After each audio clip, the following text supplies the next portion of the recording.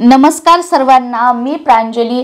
काही अशी मंडळी असतात, काही अशी व्यक्ती असतात, स्त्रिया असतील पुरुष असतील, वर्षभर जरी कोणत्या नियमांचं पालन केलं नाही, वर्षभर जरी कोणती व्रत वैकल्य साधना उपासना केली नाही, तरी सुद्धा वर्षभरातील जो एक महिना येतो तो म्हणजे श्रावण महिना।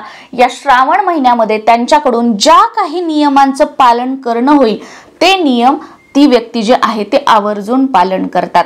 आणि त्यातली त्यात श्रावण महिन्यातील श्रावणी सोमवारचं व्रत तर मला वाटतं प्रत्येक घरोघरी अगदी सगळे किंवा त्या घरातील एक व्यक्ती तरी श्रावणी सोमवारचं व्रत जे असते ते करते। आणि बघा, शास्त्रानुसार असे बरेच नियम डे टू डे लाईफ मध्ये दररोज आपल्याला ते पाळण्यासाठी सांगितले जातात, पण त्यामध्ये मी सुद्धा आले आणि तुम्ही सुद्धा आलात की आपल्याला 365 दिवस दररोज जे काही नियम असतात ते पालन करणं शक्य होत नाही। पण असे काही दिवस असतात, असे काही वार असतात, असे काही महिने असतात की त्या महिन्यामध्ये आवर्जून त्या नियमांचं आपण पालन करायला हवं। नाहीतर आपण एवढ्या विश्वासाने श्रद्धेने श्रावणी सोमवार असतील किंवा श्रावण महिन्यातील प्रत्येक दिवसाचं असं विशेष असं एक महत्त्व आहे, मग त्या दिवशी आपल्याला कळत न कळत जर आपल्याकडून काही चुका झाल्या तर जे काही पुण्य आपण थोडंफार आपल्या पदरात पाडून घेतोय तर त्याचं सुद्धा जो आहे तो नाश ते नष्ट होऊ शकतं।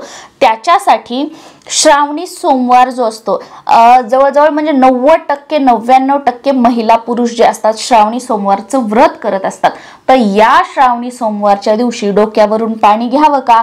कारण आपल्याकडे बऱ्याच महिला अशा आहेत की त्यांना ज्या दिवशी उपवास असतो त्या दिवशी केस धुवायचे हा त्यांच्या डोक्यामध्ये म्हणजे फिट बसलेला आहे की व्रत असेल तर डोक्यावरून पाणी घ्यायचं, केस धुवायचे आणि मगच ते जे व्रत आहे ते करायचं। पण असं नसतं। शास्त्रानुसार कोणत्या दिवशी केस धुवावेत आणि कोणत्या दिवशी केस धुवू नयेत हे सुद्धा सांगितलेलं आहे। आणि त्या दिवशी जर आपण केस धुतले तर आपल्यासोबत काय घडू शकतं ह्या सुद्धा गोष्टी ज्या आहेत त्या सांगितलेल्या आहेत।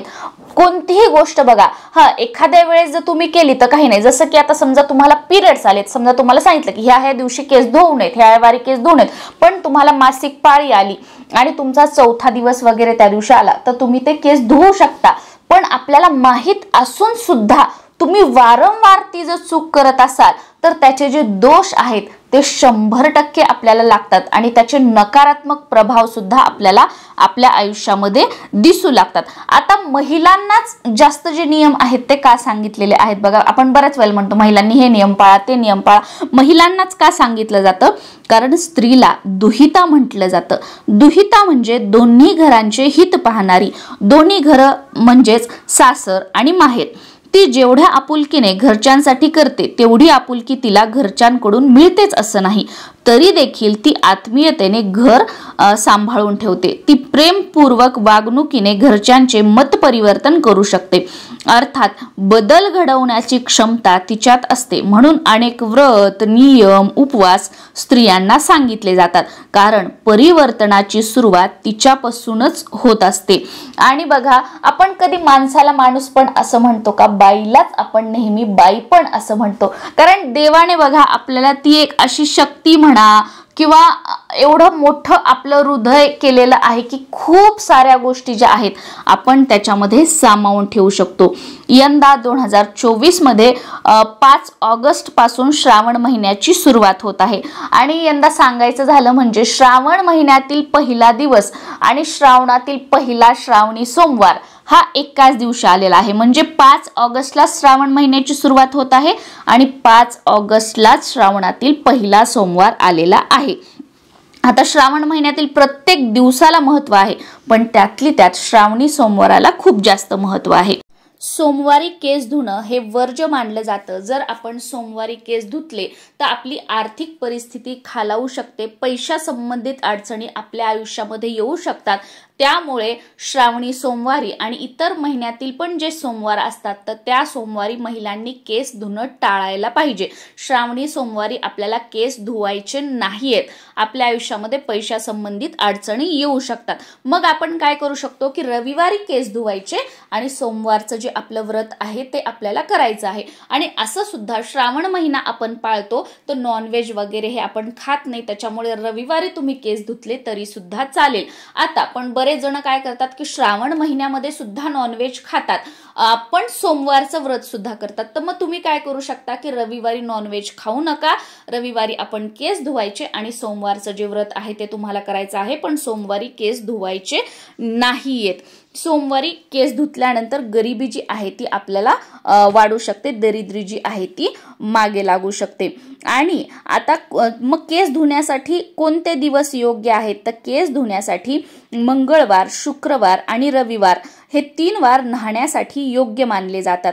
रविवारचा सुट्टीचा दिवस म्हणून आपण निवांत अंघोळ करत केसावरून अंघोळ केली तरी सुद्धा चालते. आणि त्याचबरोबर मंगळवार आणि शुक्रवार हे देवीचे कुलस्वामिनीचे वार असल्याने त्या दिवशी केस धुतल्याने स्वच्छतापूर्वक देवी लक्ष्मीची, जगदंबेची, देवीची पूजा केल्याने ती आपल्यावर प्रसन्न होते आणि आपल्या घरामध्ये सुख, समृद्धी, ऐश्वर्याची वाढ होते. त्यामुळे तुम्ही मंगळवार, शुक्रवार आणि रविवारी केस धुवू शकता. आणि असं सुद्धा सांगितलेलं आहे की गुरुवारी सुद्धा आपण जर केस धुतले तर आपल्या घरामध्ये दरिद्री वाढू शकते. आणि गुरुवारी केस का धुवू नयेत याच्या मागे एक कथा सुद्धा सांगितली जाते. म्हणजे गुरुवारी जर तुम्ही केस धुतले तर तुमचं जन्मोजन्मीचं जे ऐश्वर्य आहे ते सुद्धा नष्ट होऊ शकतं.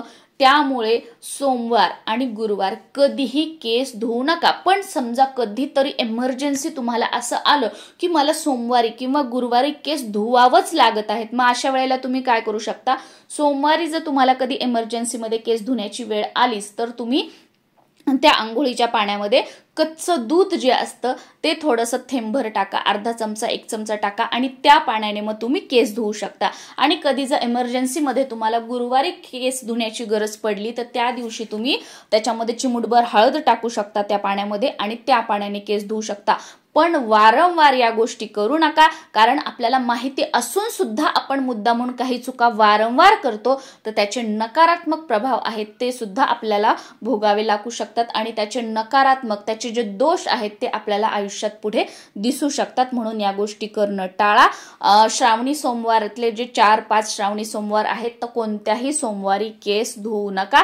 आदल्या दिवशी केस धुवा आणि दुसऱ्या दिवशी श्रावणी सोमवारचं जे व्रत आहे ते आपल्याला करायचं आहे. असं सुद्धा म्हटलं जातं की ज्यांना लहान भाऊ आहे त्यांनी बुधवारी केस धुवू नयेत.